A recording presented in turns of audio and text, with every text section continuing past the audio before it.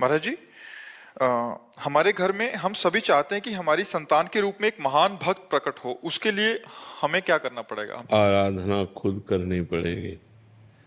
जब तक माता और पिता भक्त नहीं होंगे, भगवान के चिंतन परायण नहीं होंगे, सतोगुणी नहीं होंगे, तब तक भक्त संतान कैसे? ये तो बड़े भाग्य होते हैं। कुलम पवित्रम जननी कृतार्था वसुंधरा पुण्यवती चैन।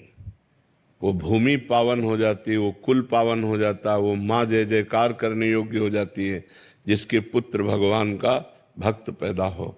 नाम प्रसंग कहत उपदेश, जहाँ या धर्म धन्य सो देश, धन्य सो कुल जो जन्म भयो, धन्य सो तात धन्य सो माय, संतत सकल सुनो चितलाय। श्री हरिवंश। जो भगवान का नाम जप करने वाला भक्त जिस कुल में पैदा हुआ, वो देश धन्य, वो गांव धन्य, वो कुल धन्य, वो माता पिता धन्य जिसमें भगवान का अनुरागी भक्त। तो इसलिए कुछ नियमों का पालन अगर करे और भगवान का भजन करे तो भक्त संतान होने की संभावना है, वो भी भगवान की कृपा से।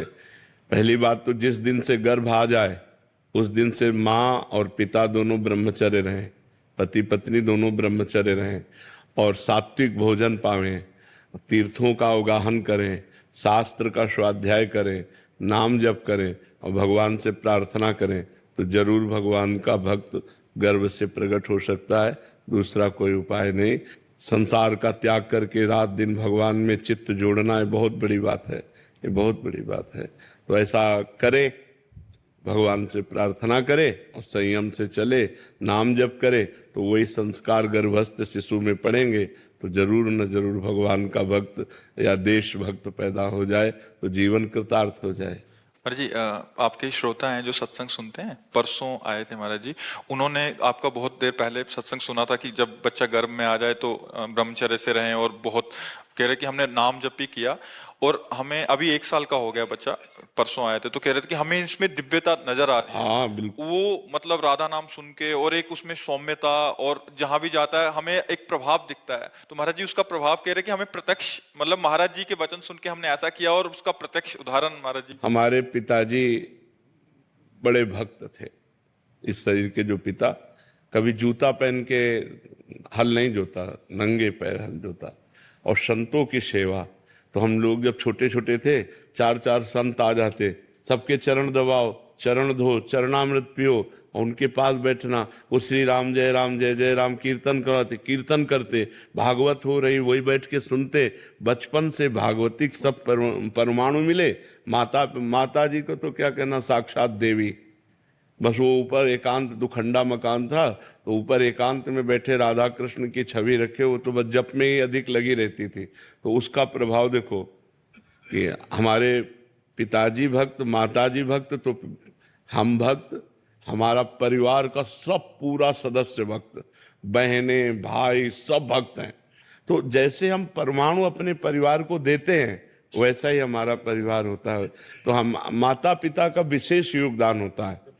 पुत्र की उद्दंडता या सौम्यता ये माता पिता से। अब आप गंदे आचरण कर रहे हो, गर्भस्थ शिशु है, उल्टा सीधा खा रहे हो, उल्टे सीधी बातें कर रहे हो, वही संस्कार पड़ रहे हैं। आप जब बच्चे थोड़ा सयाने हुए, आप बीड़ी मंगा रहे हो, आप शराब पी रहे हो उनके सामने, वही संस्कार पड़ रहे हैं उनके, वही संस्कार बनते हैं। जब संस्कार दिए जाते हैं तो देखो सब। हमें लगता है कि अगर हम पुत्र को उन्नतशील बनाना चाहें तो गर्भ से हमें सावधानी रखनी पड़ेगी। गर्भ से ब्रह्मचर्य, जहां संतान आ गई फिर ब्रह्मचर्य का माता पिता कौन पालन करता है? कोई बिरला संयमी ऐसा हो सकता है कि 1.5 साल हमको ब्रह्मचर्य से रहना, बहुत कठिन बातें हैं ये। तभी संतानें देखो सब कामुक प्रवृत्ति की और मन में मलिनता लिए हुए, अपने माता पिता का भी अपमान करने वाली, समाज में द्रोह पैदा करने वाली, समाज में हानि पैदा करने वाली ऐसी संतानें होती है। तो बहुत सावधानी की जरूरत है।